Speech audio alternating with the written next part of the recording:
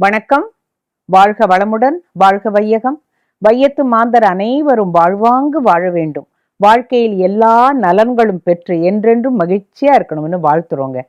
இன்னைக்கு பிள்ளையாரப்பன் எதை பத்தி பேச சொல்றாரு பாத்துருவோமா?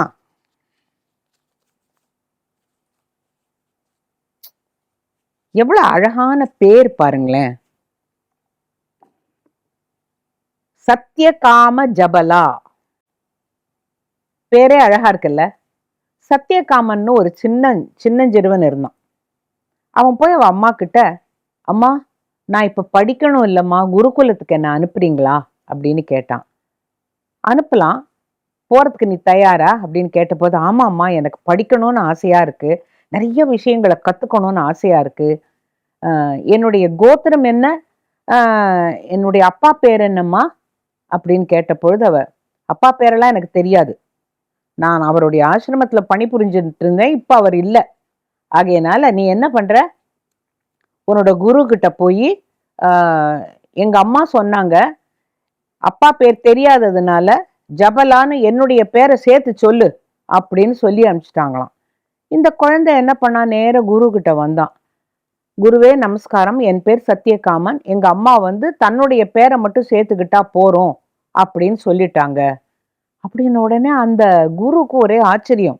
குரு கௌதமர் என்ன சொன்னாராம், உண்மைய சொல்றியே, உங்க அம்மா உண்மையா சொல்லி கொடுத்துருக்காளே அப்படின்ன பொழுது, ஆமா பொய்யே சொல்லக்கூடாதுன்னு தான் அம்மா சொல்லி கொடுத்துருக்குறாங்க, அப்பா பேர் தெரியாது, நாங்க எந்த கோத்திரம் தெரியாது, சத்தியகாம ஜபலா. உடனே அவருக்கு ரொம்ப பிடிச்சதான் இந்த பையனை. அவர் என்ன பண்ணார், அவனுக்கு பேசிக்கா சொல்லித்தர வேண்டியதெல்லாம் சொல்லி கொடுத்தார்.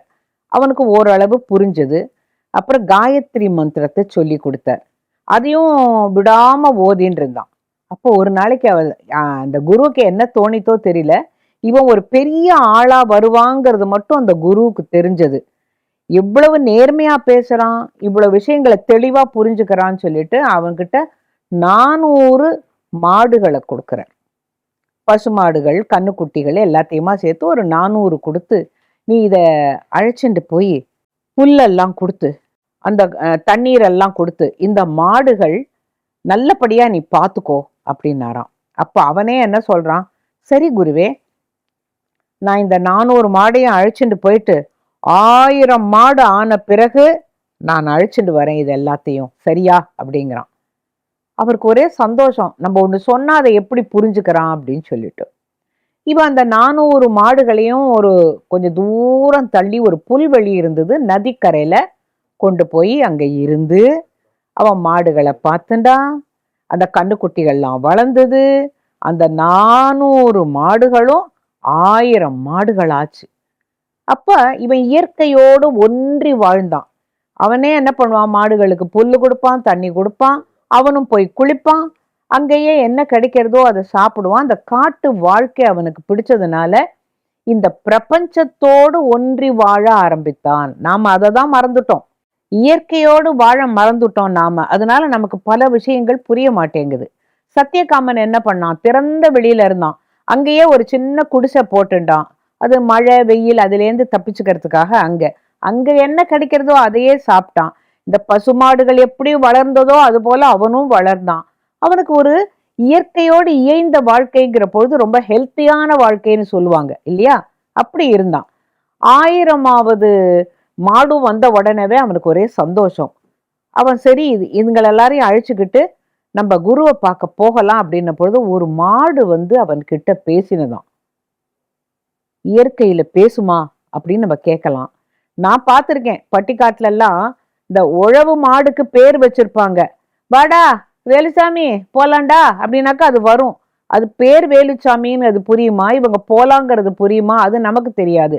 அவங்க 2 பேருக்குள்ள ஒரு உறவு அது. அது போல இந்த மாடு அங்கேருந்து சத்தியகாமா உனக்கு பிரம்மன்னா யாரு தெரியுமா அப்படின்னு கேட்டபோது இவன் முழிச்சான். நான் உனக்கு சொல்லித்தரேன், 4ல் 1 பங்கு உனக்கு சொல்லித்தரேன். இந்த பிரம்மன் அப்படிங்கிறது என்ன தெரியுமா, பிரம்மா இல்ல, அதை நாம புரிஞ்சுக்கிற போது பிரம்மன் வேற பிரம்மாங்கிறது வேற. பிரம்மாங்கிறவன் சிருஷ்டி தொழிலை செய்யறவர். ஆனா பிரம்மன்கிறது உங்களுக்குள்ள எனக்குள்ள உலகத்துல இருக்கிற எல்லா பொருள்களிலும் இருப்பவன் தான் பிரம்மன். அவன் பரபிரம்மன் அப்படின்னு சொல்றோம் இல்லையா? அவனை மகாவிஷ்ணு, பரமேஸ்வரன் அப்படின்னு சொல்றோம். இந்த பிரம்மனை பத்தி உனக்கு நான் ஒண்ணு சொல்லணும். என்ன தெரியுமா? இந்த 4 திக்கு இருக்கு தெரியுமா? கிழக்கு, மேற்கு, தெற்கு, வடக்கு. இந்த 4 திக்குகளும் பிரகாசவான் அப்படின்னு பேரு. அது பிரம்மன். அந்த பிரம்மனுக்கு 4 திக்குகள் இருப்பதனால் அவன் பேர் பிரகாசவான். நான் உனக்கு 4ல ஒரு பங்கு சொல்லி கொடுத்துட்டேன். அடுத்தது உனக்கு அக்னி தேவன் சொல்லி தருவான் அப்படின்னு சொன்ன உடனே அவனுக்கு ஆச்சரியமா இருந்தது. மாடு நமக்கு பிரம்மனை பத்தி உபதேசம் பண்றதுன்னா அதுக்கு என் மேல எவ்வளவு கருணை இருக்கணும்னுட்டு. அப்புறம் அன்னைக்கு சாயங்காலமா கொஞ்சம் இருட்டி போச்சு. மாடுகள் எல்லாம் பத்திரமா ஒரு இடத்துல இருக்க வச்சுட்டு குளிருக்கு அவன் அக்னி மூட்டினான். அக்னி மூட்டி அக்னியே பார்த்துட்டு இருந்த பொழுது அதுல இருந்து ஒரு அக்னி தேவன் அவன் கிட்ட உட்கார்ந்து, சத்தியகாமா, உனக்கு ஒரு பகுதியை அந்த மாடு சொல்லியாச்சு இல்லையா? உனக்கு அடுத்த பகுதியை நான் சொல்லி தருகிறேன்.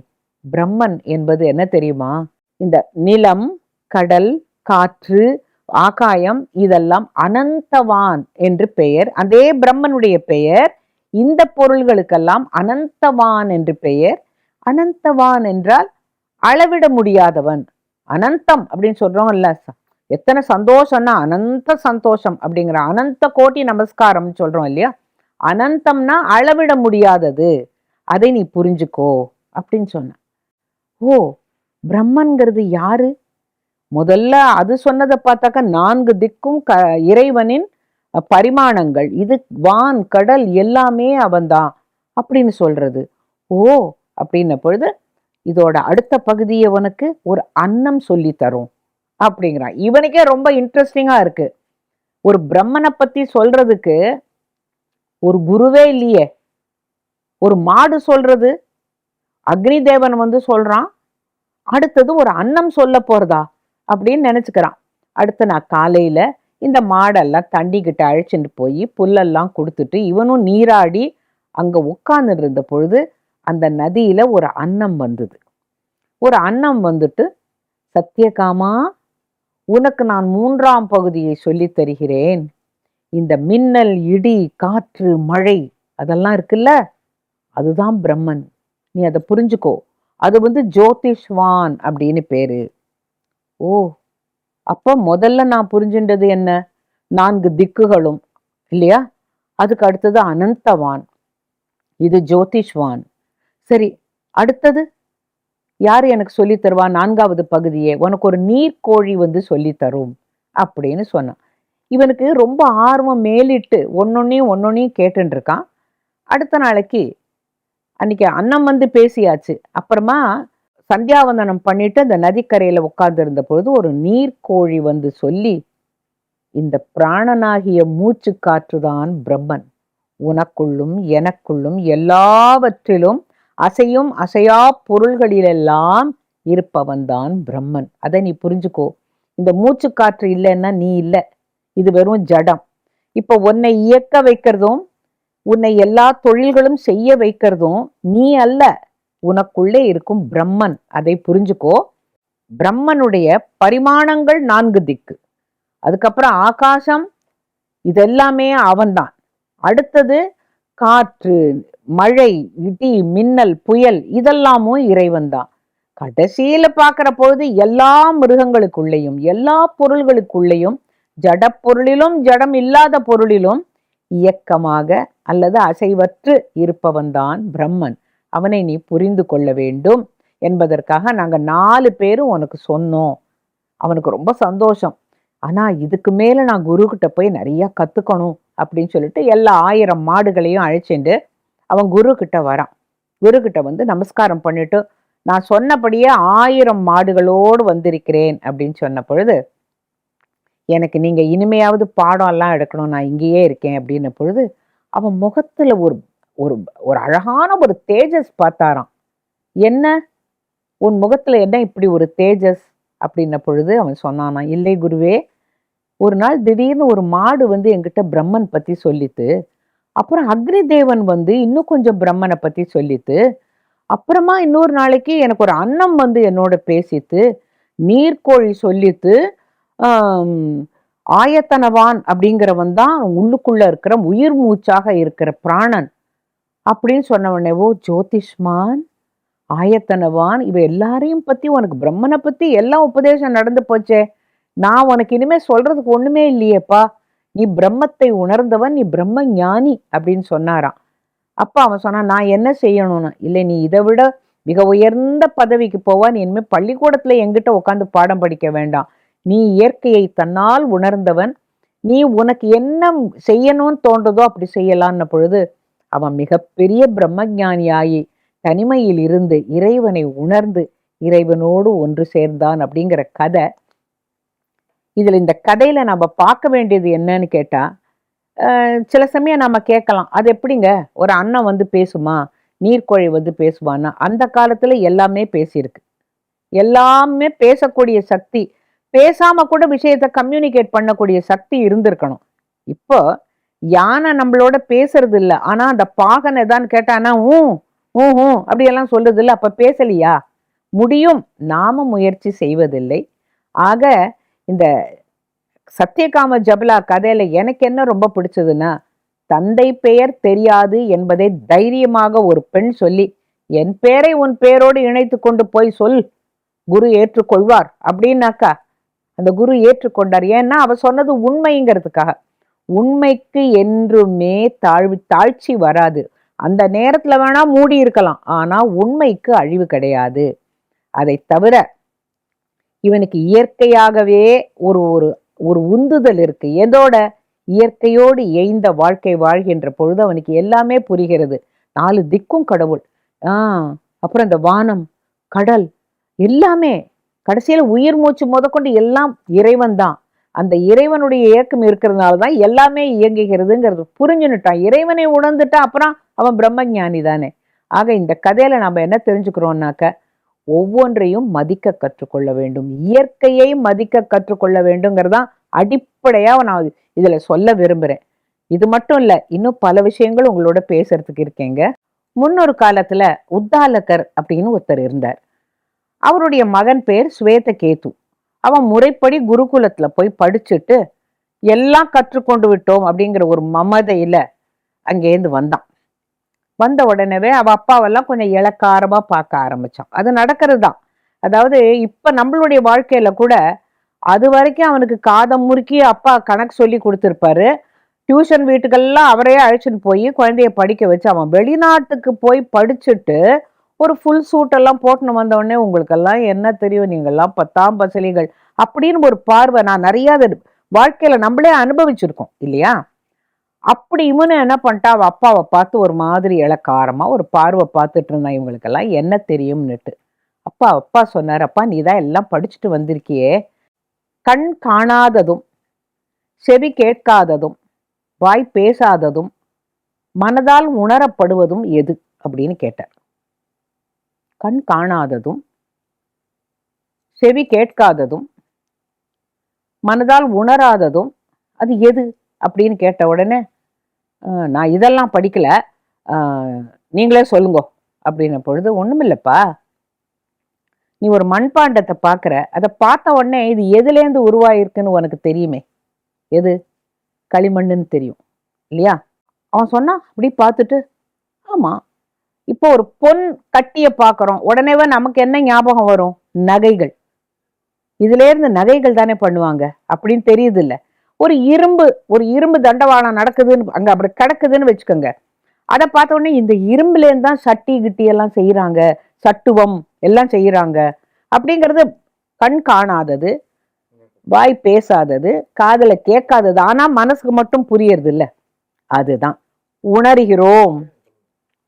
ஆரம்பத்தில் இறைவன் சத் என்னும் ஒரு பொருளை மட்டும் வைத்திருந்தான். அதன் பிறகு அதோடு தண்ணீர், அக்னி, அன்னம் இவள் எல்லாவற்றையும் சேர்த்து ஒரு ஜீவ ஆத்மா என்று உருவாக்கினான். அதுதான் இன்னைக்கு உலகம் பூரா வியாபிச்சிருக்கே, அதுதான் இறைவன்கிறத நான் சொல்றேன், நீ என்ன கத்துண்ட அப்படின்னு கேட்ட பொழுது அவன், எனக்கு இதெல்லாம் சொல்லி தரல, இது நீங்க சொல்றது எனக்கு புதுமையா இருக்கு அப்படின்னு சொல்றான். மனசுக்குள்ள என்ன தெரியுமா, நம்ம என்னமோ எல்லாம் படிச்சுட்டோம்னு நினைச்சோம், இந்த அப்பா எவ்வளவு சர்வசாதாரணமா ஒரு மண்பாண்டத்தை பார்த்தா இது களிமண்ல பண்ணிருக்குங்கிறது மண்டைக்கு எப்படி உரைக்குது? யார் சொன்னா? யார் கேட்டா? யார் மனசுல வாங்கிண்டா? ஆனா உனக்கு தெரியுது இல்ல? அப்படித்தான் இறைவன். நீ பார்க்கிற எல்லாவற்றிலையும் நீ என்ன நினைக்கிற? இது ஜட பொருள் நினைக்கிற, ஆனா அதற்குள்ளும் இறைவன் இருக்கிறான். இந்த ஒரு பொருளை பார்த்தால் அதற்குள்ளும் இறைவன் இருக்கிறான். இறைவன் எல்லா இடத்துலயும் இருக்கிறான்ங்கிறத அவ்வளவு எளிதா சொன்ன உடனே அவன் அப்பா காலிலேயே விழுந்து வணங்கிட்டானான். இந்த மமதை மட்டும் வரக்கூடாது. நீங்க படிச்சிருக்கலாம் ஆங்கில கல்வியோ இல்லை ஏதோ ஒரு கல்வியை படிச்சுட்டு இங்க நம்ம பாமர மக்களுக்கு தெரிஞ்ச உண்மை கூட அவங்களுக்கெல்லாம் தெரியறதுக்கு வாய்ப்பு இல்லை. ஏனென்றால் இந்த படிப்பு வேறு, இயற்கையோடு இயைந்த இந்த வாழ்க்கை படிப்புங்கிறது வேற. இதுவும் அதுவும் ஒன்னாக முடியாது. இதை நம்ம அனுபவம்ங்கிறோம், அதை அறிவுங்கிறோம். இது அனுபவ அறிவு, பட்ட அறிவு அதை விட பல மடங்கு உயர்வானதுங்கிறத நாம என்னைக்கு புரிஞ்சுக்கிறோமோ அப்பதான் நம்மளுடைய அந்த அடக்கத்தினால பல விஷயங்கள் தன்னாலே புரியும்.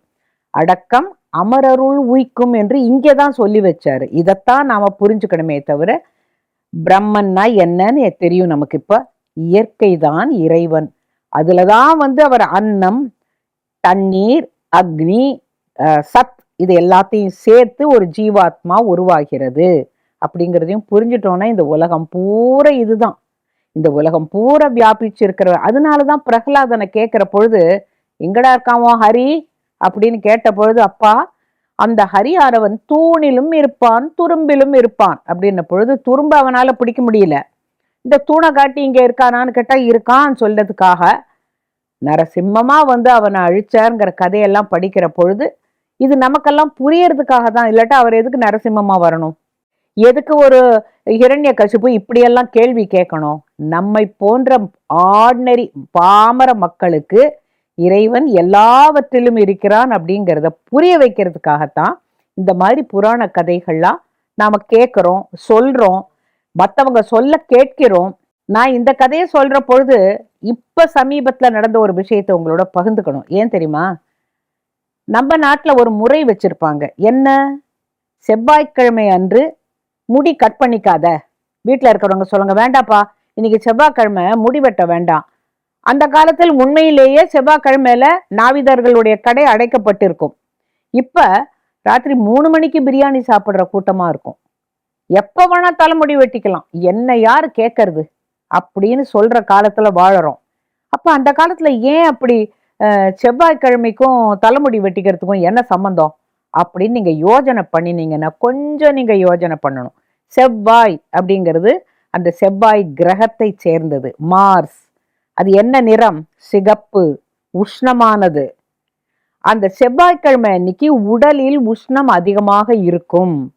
அந்த நேரத்துல நீ உன்னுடைய முடியெல்லாம் வெட்டினாக்க இன்னும் சூடு அதிகமாகும், அது உடல் நலத்தை பாதிக்கும் அப்படிங்கிறதுக்காக செவ்வாய்க்கிழமையில முடி வெட்டாதன்னு சொன்னாங்க. ஐயா அதெல்லாம் வெறும் 10ஆம் பசிலிப்பா, எதை இன்னொரு கிராமத்துல சொன்னாங்களாம், அதை வச்சுக்கிட்டுன்னு சொன்னவங்களுக்கு வாயை அடைக்கிறாப்புல இதை வெளிநாட்டு விஞ்ஞானி கண்டுபிடிச்சிருக்கான். அதுதான் அங்க இருக்கிற வேடிக்கை. வாய் வாய் தானே கேட்டுன்னு வராங்க அவங்க. ஏன் உங்க நாட்டுல இது, ஏன் உங்க நாட்டுல அதுன்னு கேக்குறாங்கல்ல. கேட்டவனுக்கு அழகா இதோட விளக்கம் சொன்ன உடனே, ஓ அதனாலயா ஞாயிற்றுக்கிழமையில எண்ணெய் தேய்ச்சிக்காதேம்பாங்க, அது சூரியனுக்கு உண்டான நாள். நீங்க பாத்தீங்கன்னா ஒவ்வொன்றுக்கும் ஒவ்வொரு கணக்கு சொல்றாங்க. அதாவது கோள்களோடு இயைந்த வாழ்க்கை வாழ்ந்த காலத்துல நம்ம இயற்கை தான் தெய்வம் அப்படின்னு சொல்ற பொழுது ஏற்றுக்கொள்ளக்கூடிய கூறுகளாக நம்ம சொன்னோம்னாக்க மறுப்பவனும் ஏற்றுக்கொள்ள வேண்டும். அதுக்குதான் இந்த பிள்ளையார் பட்டியல உட்காந்து மாஞ்சு மாஞ்சு முனிவர் கதை, மனுஷன் கதை, முடிவெற்ற கதை எல்லாத்தையும் சொல்லிட்டு இருக்கோம். இதனால என்ன நாம புரிஞ்சுக்கணும்னா, இதற்கு உள்ளுக்குள்ள ஒரு அர்த்தம் இருக்குல்ல, அது இந்த காலத்துக்கு இந்த தற்காலத்திற்கு எவ்வளவு தூரம் அது ஏற்றது, எவ்வளவு தூரம் இதை நம்பலாம் அப்படிங்கிறத ஆராய்ந்து அதை நம்பணும். ஏன்னா அந்த காலத்துல சொன்னது எதுவுமே தப்பில்லை அப்படிங்கிறது என்னுடைய அனுபவம். உங்களுக்கு என்ன அனுபவம்ங்கிறத தயவு செய்து எங்களுக்கு எழுதி அனுப்புங்க. உங்கள் அனைவருடைய வாழ்க்கையிலும் எல்லா நன்மைகளும் பெருகட்டும். நன்றி, வணக்கம்.